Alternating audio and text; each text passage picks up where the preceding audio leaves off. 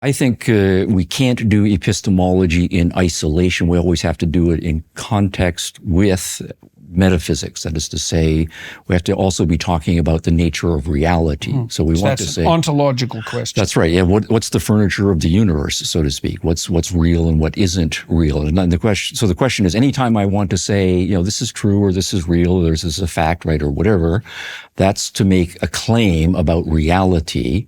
And then the follow-up claim always is, well, how do you know that?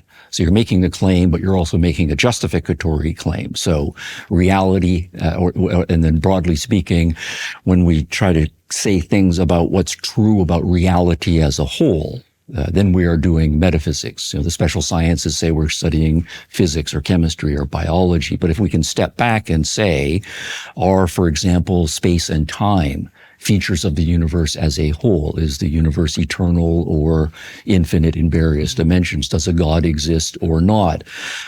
Those are all metaphysical questions. So to come back to, and this is just one more point that I wanted to make, is that all of the things that we talk about, when we start talking about sense perception and forming concepts and grammar and logic and stories and statistics, all of that has to work right from the beginning with doing some philosophy of mind.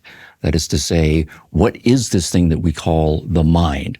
And one of the things that early modern philosophy, now this is 1400s, 1500s, on into the 1600s, was simultaneously struggling with was understanding the human being.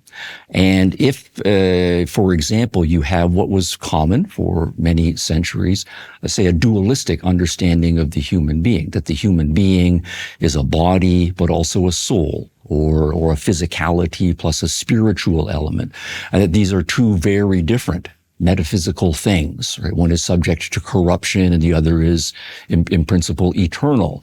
And that they have, different ontological makeups, different agendas, different ultimate destinies. Then on the metaphysics side, how do those two come together? How do they work together? How do they fit together? What's the proper understanding of those two?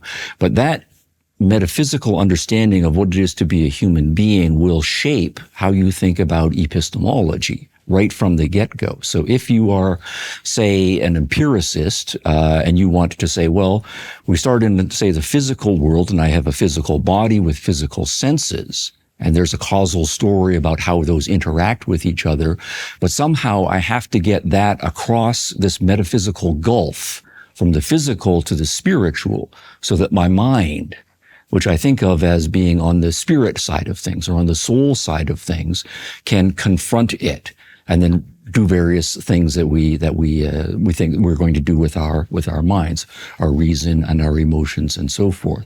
And that metaphysical gulf, if you can't bridge that gulf metaphysically, is going to cause you problems epistemologically. And so one reason why we end up in postmodernism a few centuries later, I think, is not only going to be because the early empiricist theories had problems, the early rationalist theories had problems, various attempts to overcome them like Kant led to problems and so forth. It wasn't only that there were epistemological problems that worked themselves out and led to dead ends, but at the same time we were struggling with the metaphysical problem, as I'm thinking of it, the mind-body problem.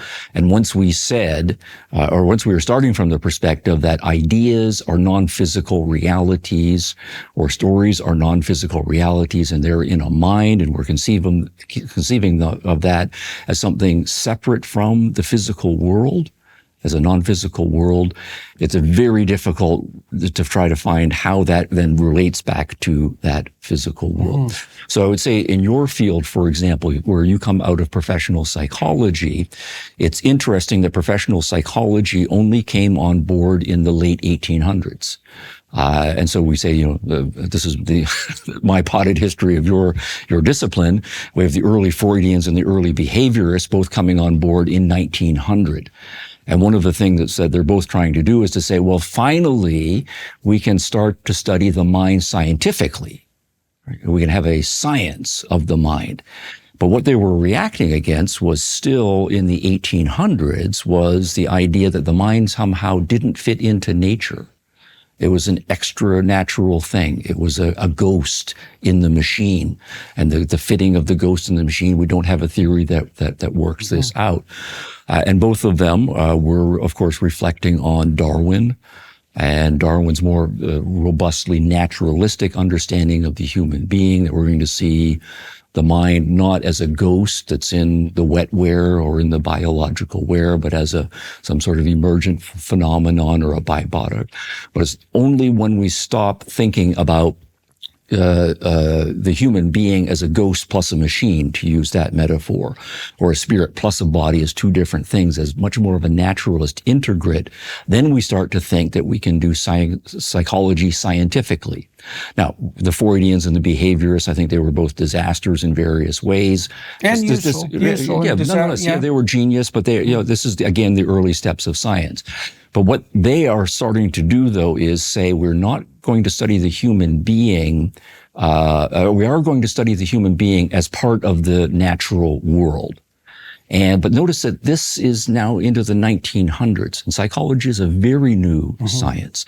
And this is already 300 years after modern philosophy had been taken over in a sense by the epistemologists and had worked their way into a very skeptical form. So my hope is, if we're talking about where the future has to go, psychology has been online for a century now, a little more than a century now. Extraordinarily complex stuff, as we all know, but we're making progress there. But I think it's still early days, and what the psychologists work out has to be integrated with newer and better epistemology. It has to be an epistemology that integrates the best from the empiricist tradition, the best from the rationalist tradition, and so on. So that's my summary story of how we ended up where we are, and why I'm not a thoroughgoing skeptic on any of these issues. I see it as an ongoing scientific project.